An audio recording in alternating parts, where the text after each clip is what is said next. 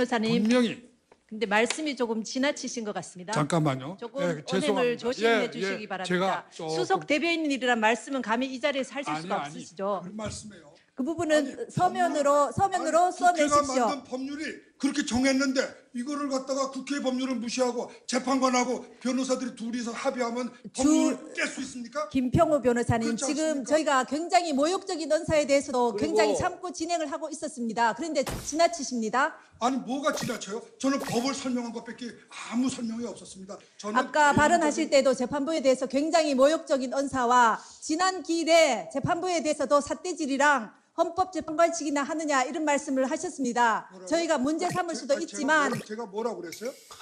녹음이 다 되어 있습니다. 그 그래요. 부분은. 법을 다 틀어보시죠. 그럼 제가 뭐라고 그랬습니까? 일단 품격 있게 재판이 진행되도록 협조해 주시기 바랍니다. 이 사건이 일반 사건이 아니지 않습니까? 대통령 탄핵 사건입니다. 말씀하신 이외에는 절차에 대해서 특별한 이의가 없으셨습니다. 그만큼 저희 재판이 공정하게 또 저희로서도 최선을 다해서 진행하기 위해서 노력해 왔다는 것은 이 법정에 계신 청구인 대리인이나 피청구인 대리인 그리고 방청객 여러분, 온 국민이 지금 동영상으로 다 보시고 계십니다. 아니, 대리인단이 도대체 대통령을 탄핵시키겠다는 사명감을 안고 저기에 왔나? 그런 생각밖에 안 들더라고요, 저는. 나는 이번 헌재 전체 재판 과정을 쭉 지켜보면서 헌법재판소의 재판 진행 방법 그걸 어떻게 생각하세요? 소추는 명색이 국회의원이고 법사위원장이에요. 그런데 법대 아래 존재해야 된단 말이에요. 소추위원단으로 아니죠. 갔으니까 그런 거죠. 이건요, 그냥 제도 형식의 문제가 아닙니다. 입법, 행정, 사법에다 헌법재판소라는 제4부가 있는데 국회의원이 단순한 개인이 아니란 말이에요. 그런데 이 헌법재판소의 그 재판관들 아래 마치 우리가 일반 형사법정이나 일반 민사법정에서 법대 아래 재판을 받는 형식으로 재판을 받는다는 이 풍경을 우리가 어떻게 생각해야 되나? 이게 과연 견제와 균형의 원칙에 맞는 것인가? 아니 왜 그런가 하면요. 이 벌써 우리나라 두 번째란 말이에요. 헌법재판소가 최고 부서 어떤 입법, 행정, 사법보다도 최고의 권도로 자리 잡는 거 이게 바람직한 건 아니에요. 저는 뭐 이 헌법의 취지도 별 문제 맞지 없다고 않고. 봐요. 예. 그래서 예. 내가 보기에 뭔가 이거 앞으로 대통령 탄핵 문제는 자리 배치부터 좀 바꿔야 되고. 아, 그거는 일리가 있어요. 인테리어 새로 하면 돼요. 아니 그거는. 심리 방법으로 이런 일이 더 있으면 안 되지 않을까 하는 그런 생각이 드는데요. 네, 없어야죠. 아니 그러잖아 자연인 박근혜 뭐 수사는 어떻게 되는 건지 뭐 언론에서도 많이 다루고 있거든요. 어떻게 보세요? 근데 이게 뭐 몇 번 이렇게 거부하고 그러면 또 검찰에서는 또 가만히 있을 수가 없는 그런 상황이고. 그렇죠. 나죠. 예. 그분은 이제 거의 거부는 안 할 거라고 보니까? 그분은 거의 못 한다고 그래도 한두 봐야 차례는 돼요. 할 거라는 그런 아니요, 예상도 있는데. 그분은 거의 못 한다고 봐야 돼요. 최소한 전직 대통령이니까 과거 여러 그 비춰봐서 어느 정도 조율을 해요. 조율하겠죠. 예. 그러니까 또 아무리 파면이 됐지만 전직 대통령이니까 검찰에서 언제쯤이 좋겠냐. 우리는 이날 중에 좀 오셨으면 좋겠다. 그리고 뭐 한 번에 안 끝날 수도 있으니까 몇 번 좀 소환할 수도 있겠다. 이런 얘기하면 저기서 한 번으로 하자. 뭐 아침에 가서 저녁에 오는 걸로 하자. 이런 거 좀 하겠죠. 힘겨루기를. 그렇게 하고 포토라인 설치해서 기자들이 따라다니면서 마이크 대고 이런 거는 못하게 해야죠. 포토라인 설정해놓고 뚝 떨어진 자리에서 이렇게 해서 옛날 노무현 대통령 전례가 있으니까 예, 일단 검찰의 소환을 끝까지 무조건적으로 거부를 해서 이 구속영장이 발부된다라든가 이런 일을 하면 없을 겁니다. 뭐 그렇게까지 하겠어요? 예.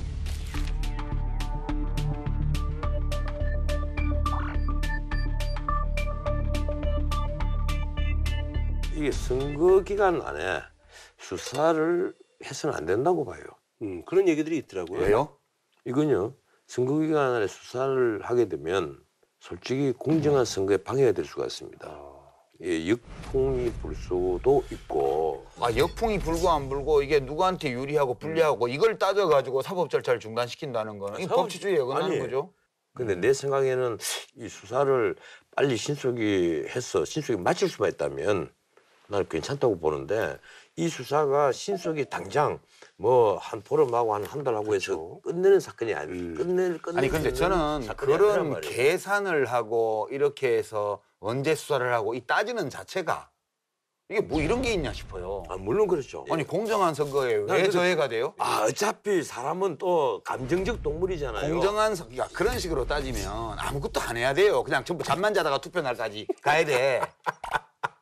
무슨 그런 야만적인 또 발언을 합니까? 유파수답지 않은. 뭐 이런 거는 그냥 검찰이 법과 원칙에 따라서 합시다. 하시오. 법과 원칙대로 하자고. 그래, 법대로 해야지. 예. 하자고. 자, 오늘 평뭐 그런 마무리 짓고 예. 박근혜 대통령한테 어드바이스인데요. 이 방송 안 보시겠지만 아마 볼 또 거예요. 말해봤자 또 접수가 안 될 거라는 건 또 예측할 수 아니, 있지만 아마 보실 거라고. 그래도 유판서가 미국에서 볼 거예요. 시민의 도리로서 어떤 문제에 대해서 판단할 때 네. 가까운 사람의 말을 듣지 말고 아무 상관없는 사람들의 견해를 경청해 보십시오. 이 법은 그 물이 흘러간다는 그 글자입니다. 한번 보세요. 삼수변에 갈것자. 예, 갈것자잖아요. 물이 흘러가는 거예요. 그런데 물은 참 쟁하자고 흘러갑니다. 우리 역사가 법자가 의미하는 것처럼 물이 흘러가듯이 흘러갔으면 합니다. 네, 알겠습니다. 아무래도 그 탄핵이 이제 결정된 후에 조기 대선이 이제 뭐 정해졌잖아요. 저의 대선 참여를 바라는 국민들의 목소리가 있다는 것을 잘 알고 있습니다. 국정 안정과 공정한 대선 관리를 위해서 제가 대선에 출마하는 것은 적절하지 않다고 판단하였습니다.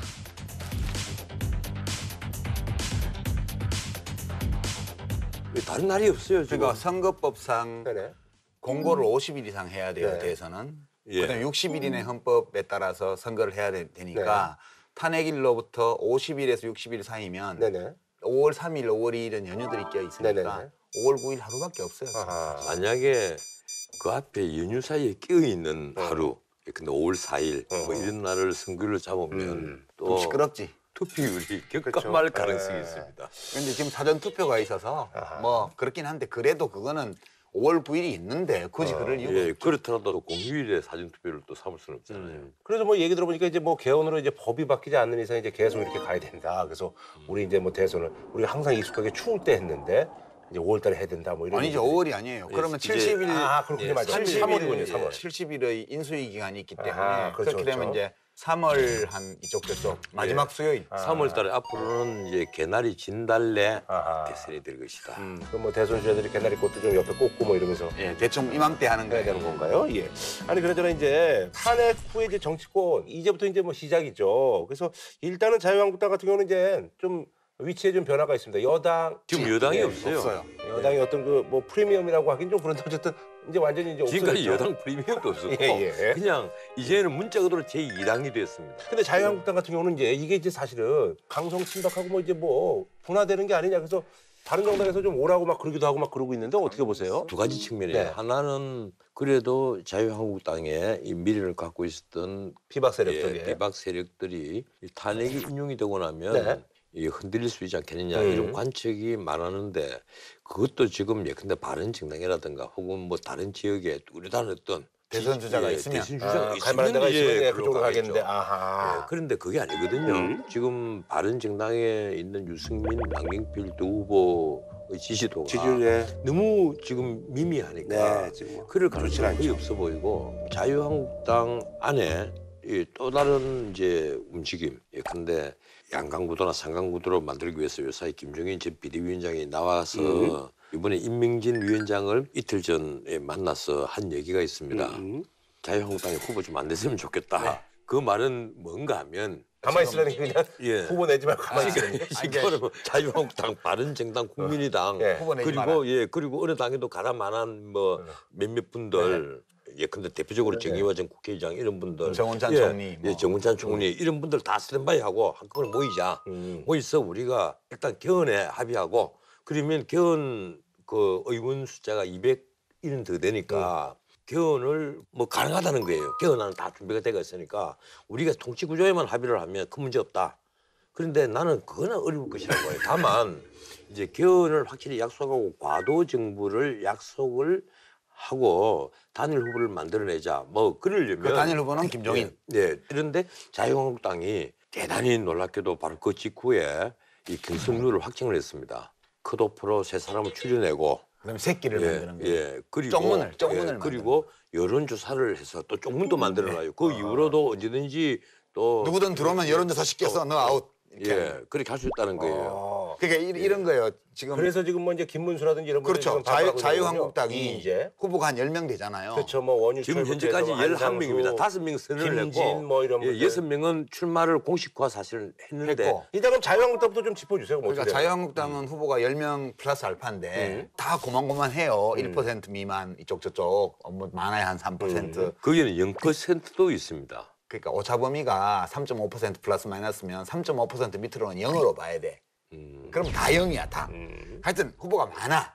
여기 지지율이 너무 없으니까 요 중에 하여튼 여론조사를 해서 좀이라도 높은 세산을 추려서 세 사람만 줄여서 네, 또 여론조사로 후보를 만드는데 요 경선에 참여 안 한 사람이 또 나중에 딱 등장할 수가 있잖아요. 만약에 입당한다 그러면 예, 예를 들어 황교안 총리가 나 그만두고 대통령 나갈래 이러면 더 높잖아요. 네네네. 내가 지금 그걸 노린다니까. 일단 3월 말에 최종적으로 전당대회에서 이 여론조사로 후보를 결정을 하거든요. 쪽문을 열어놨기 때문에 딱 가서 여론조사만 한번 하면 돼. 그렇게 해가지고 딱 대통령 후보가 될 수 있어요. 그러니까 지금 쪽문을 하나 설치해서 파티 타임에 입장을 못한 사람이 아하. 파티 끝난 다음에 돌아서 호루라기 불면 다시 다 집합하는 거야. 아하. 지금 이제 이인재 김문수 아주 파격적이네. 이인재 전 지사 같은 분이 화를 내는 이유는 이것이 황교안, 김종인 두 사람이 그렇죠. 만든 건 아니냐. 실질적으로 그러네요. 예. 이러지 말자. 그래서 아주 정색을 하고 화를 내요. 특히 중앙일보 논설위원을 지내신 김진 위원이 아주 화를 내고. 근데 뭐 지도부에서 그 얘기를 신경을 쓸 것 같으면 안 했죠. 그렇게 만들지는 않았겠죠. 근데 원래 지도부는 네. 이 하늘에서 100만을 타고 누군가가 내려올 것으로 믿어 의심치 않고 있는 거예요.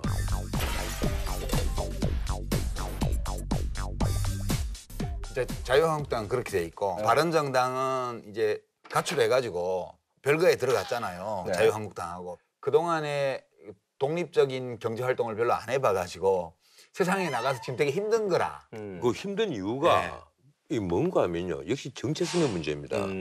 사실은 유승민 후보, 남경필 후보 이 두 사람을 비판하잖아요. 이른바 오렌지 보수다.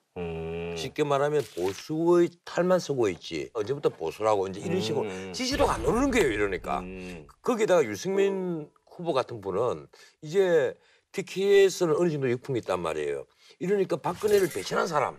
이런 식으로 계속 인식이 되어버리는 거예요. 더더군다나 박근혜 대통령 탄핵에 반대한 여론이 15% 내외가 있잖아요. 네네네. 이게 자유한국당은 그거라도 깔고 그거라도 이제 있어서 바꿨는데, 예. 당 지지율이 10에서 15% 사이가 나오기라도 이번에 하는데 조금 빠졌던데. 뭐 이제 탄핵이 조금 됐으니까 빠지더라도 이게 일시적인 현상으로 봅니다. 그래도 하여튼 친박을 깔고 있으니까 좀 낫죠. 네. 뭐 그거나 그거나지만 기댈 때라도 여하튼 있는데. 그렇게 돼 있어서 바른정당 어렵고 이게 다 어렵잖아요 지금.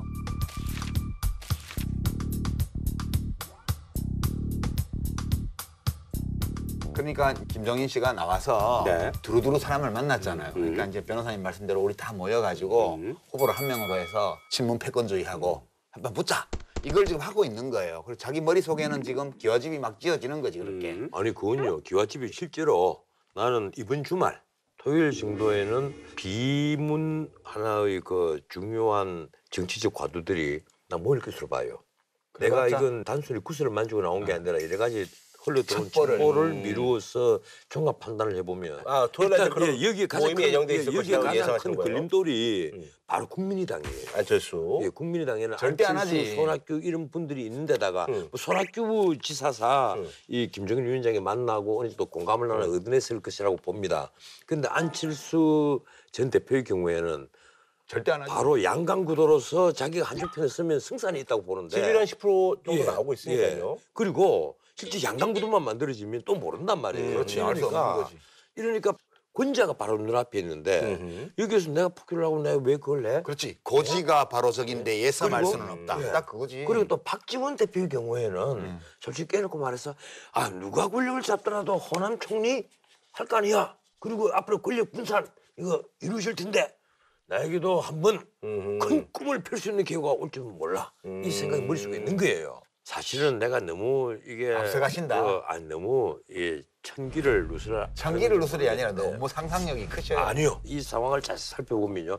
지금이야말로 합종 일행 그리고 온갖 지략이 지금 물밑으로 막 흘러 넘치는 단계인데 어느 쪽으로 흐를지는 몰라요. 변호사님, 물 밑으로 흘러 넘치는 게 아니고요. 그냥 땅 밑으로 졸졸졸 흘러요, 그냥. 아니요. 정책 검증이 거의 이루어지지 않는 역대 최악의 깜깜이 선거가 될 가능성은 매우 높아졌습니다. 왜 깜깜이 선거예요? 가장 단기 초단기 레이스잖아요. 그래서 온갖 이제 정략들이 난무를 하는 거예요. 역대 최고의 깜깜이 선거에서는 뭐예요? 누굴 하면 가장 유리할 것이냐 그걸 먼저 보는 거예요. 누가 세를 모으기에 가장 편한 사람이냐는 그걸 먼저 본단 말이에요. 국민들은 그렇게 복잡하지 않아요. 아니요, 그러니까 글쎄 지금 이건 정치판이 이렇게 복잡하단 말이에요. 그래서 내가 보기에는요. 국민들의 마음이 그렇게 막 복잡하게 엉겨 있으면 이제 정치 기획이 먹혀가지고 대중적인 흐름의 변화를 네네네. 만들어낼 수가 있는데 지금은 딱 정권 교체예요, 그냥. 아니 그냥 이제 홍준표 경남도지사 같은 경우 지금 뭐 당원권이 지금 복귀가 돼서 뭐 나올 거예요. 아, 뭐 홍준표 지사는 나쁘지 이미 그 얘기를 했습니다. 서문시장에서 출마 선언을 하겠다. 어디서 하든 뭐 아니 땡큐. 뭐 이렇게 고마운 게 많으세요? 제가 보기에는 아마 그런 건 있어요. 홍준표 지사가 그 출마하는 것은 본인은 이제 영남을 바탕으로 네. 일단 TK, PK에 홍준표 열풍을 불게 하고 그것을 상륙을 시키겠다. 최소한 양강 구도는 아니다. 3강 아니면 4강 구도다. 그래 됐을 경우에 이 한 30%를 그 가지면 민주당, 국민의당 예, 그리고 예, 이제 가지면 아. 이건 승산이 있다고 보는 거예요. 그래서 영남이 1,350만 내란 말이에요. 인구가. 그러니까 저렇게 계산을 하면 어떤 사람이 나오면 당선이 되냐 하면 고향이 영남이고 예. 성이 김씨고 예. 교회 다니는 사람이 나오면 돼.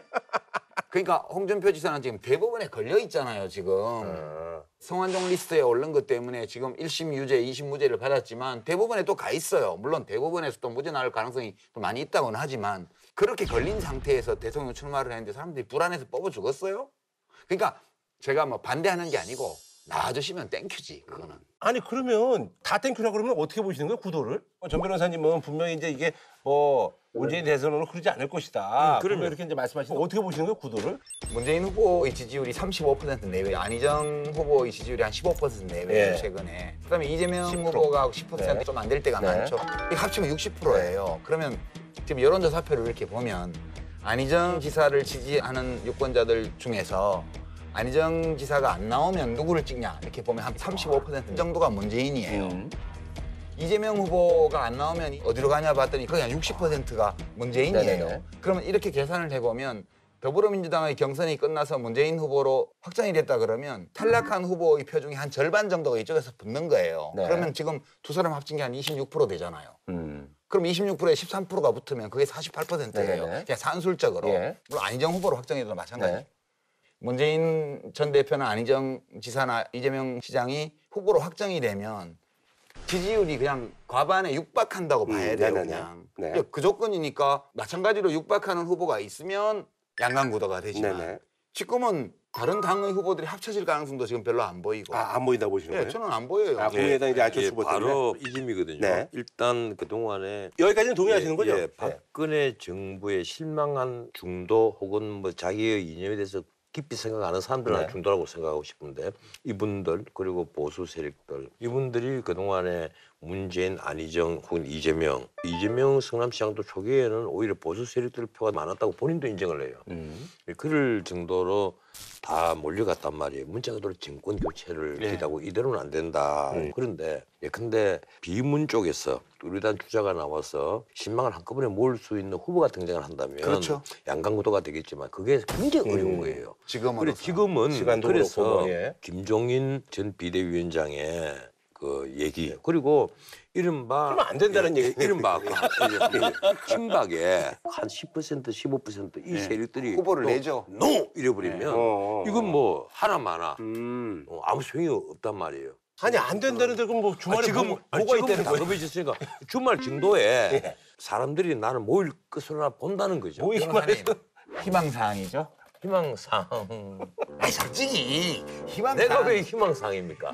내가 그분들하고 뭐 친한 것도 변호사님은 아닌데. 보수니까 진보 쪽에 속하는 사람이 아니죠. 대통령 솔직히 되는 거 말했어요. 별로 안 솔직히 좋아하시잖아. 말해서 난 나와 반대되는 쪽이 집권을 하면 난 굉장히 편해집니다. 그렇죠. 연기가 한 일만 남았는데. 그러니까 설정을 계속하면 제가 되게 힘들어질 거예요. 예. 제가 매주 당할 거 아니야 이제.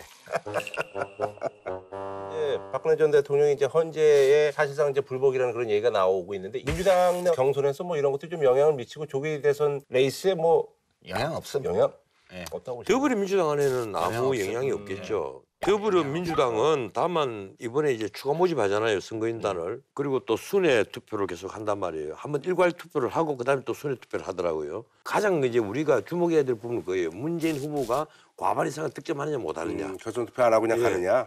만약에 결선 투표로 가게 되면 또 하나 이제 그 관전 포인트가 있을 텐데 난 내가 보기에는 구경꾼들은 더 재밌지. 예, 내가 보기에는 결선 투표로까지는 가지 않을 것이다. 이렇게 봅니다. 그런데 오히려 문재인 후보 입장에서는 결선 투표를 원할지도 몰라요. 판이 좀 커지는 걸 그건 원하나요? 또 큰 매진 효과가 있거든요. 그렇지 한 번 더 하니까. 더 많은 관심을 끌어모으고. 근데 이게 지금 우리가 대통령 탄핵도 처음이고 네, 그렇죠. 또 이렇게 모든 상황이 다 처음이죠. 조기 대선을 급박하게 치르는 것도 처음. 그리고 원래 70일간은 인수위 기간이 원래는 있는데 그렇죠. 그래서 뭐 이게 없는 대통령 예. 선거도 처음이에요. 5월 9일 날 선거를 한다면 네. 5월 10일 아침부터 바로 대통령 임기가 시작이 돼요. 그렇죠. 그러면 장관은 다 박근혜 대통령이 임명한 장관들이 그냥 있는 상황에서 네네네. 청와대 인사는 청문회나 이런 게 없으니까 바로 비서실장부터 시작해서 수석, 비서관들 임명하면 되고. 근데 내각이 문제예요. 네네네. 내각이 우선 총리는 인준 동의를 받아야 되고 청문회도 해야 되고 뭐 그런 문제가 그런데 있어서 스피커거리면 안 되니까. 네, 제가 볼 때는 총리하고 주요 부처 장관들은 본선이 진행되는 동안에 아, 이미 이제 전체 내각을 선보이진 않더라도 아하. 주요 포스트는 공개할 가능성이 많아요. 선거운동의 일환도 될 수 있는 건가요? 선거 예. 기간에. 그렇게 되면 새 대통령이 취임해서 선보이게 될 정책의 방향이나 이런 것들이 처음으로 대선 기간 중에 노출될 가능성이 굉장히 높아져서 네네. 선거 전의 양상도 좀 달라질 수 있다고 봐요. 이게 어허. 관전 예. 포인트가 생기는 거죠. 근데 이 내각제는 네네. 섀도우 캐비닛이 다 있습니다. 그렇죠. 이 유럽은 내각제는- 대부분 다 내각제는 이제 야당이 집권할 때를 대비해서 각 부처 장관들이 미리 예정이 다 돼요. 그리고 거의 이런 사람 갖고 거의 일하겠다. 정무차관 후보까지도 예정이 다 됩니다. 그렇죠. 그러니까 섀도우 캐비닛이라면 장관뿐 아니라 정무차관까지 거의 한 30명 정도의 내각이 준비가 돼가 있고 그 경쟁이 굉장히 치열합니다. 당내에서. 예, 치열하고. 근데 섀도우 캐비닛 문제 있잖아요. 나 이건 반드시 필요하다. 대통령이 최소한 국무총리부터 일단 섀도우 캐비닛으로 정하고 그리고 국무총리하고 의논을 해서 외교장관, 뭐 몇몇 장관들. 기재장관, 예, 그리고 국방장관 이런 몇몇 중요한 네네. 장관들을 예고를 해주는 것, 공개를 해주는 것 이것이 안정적이 아니겠느냐. 지난 우리 문민정부의 대통령제를 한번 보세요. 주로 뭐 깜짝에서 대통령제에서 봉투에 넣어와서 대변인 아니, 읽고. 예, 대통령제에서 우선 대통령과 임기를 함께한 장관은 극소수입니다. 거의 없죠. 예, 근데 미국 같은 경우에는 대통령과 임기를 같이 하지 않는 장관들이 극소수예요. 거의 4년 예, 한 특별히 기는 사유가 있어야. 예, 한 기는 거의 다 중간에 함께 한단 말이에요. 그래서 저희가 예. 그 미국 장관 이름들은 많이 외워요. 옛날 뭐 럼스펠드 이런 사람들은 우리나라 장관은 잘 몰라요. 맨날 바뀌니까. 우리 뭐 콘돌리자 라이스라든가. 그러니까 이번 선거는 바로 취임을 하기 때문에 일부 내각을 미리 선보여야 돼요. 이럴 때 그러면 어떤 사람을 쓰게 될까? 이게 관전 포인트예요. 네네. 그러니까 후보 입장에서 보게 되면 두 가지를 봐야 돼요. 당선되고 나서 쓸 것 같으면 일 잘하는지 안 하는지를 주로 봐야 될 텐데 선거 기간 중에 선보인다는 거는 그 사람을 선보임으로써 표를 얻는 데 도움이 돼야 돼요. 그래서 네네. 본선 후보들의 득표 전략과 연계해서 어떤 요인에 의해서든 표를 가지고 올 수 있는 정치적 자산을 보유하고 있는 사람을 섀도우 캐비넷으로 선보일 가능성이 커져요. 이제 그게 상당히 흥미로운 게임이 돼요.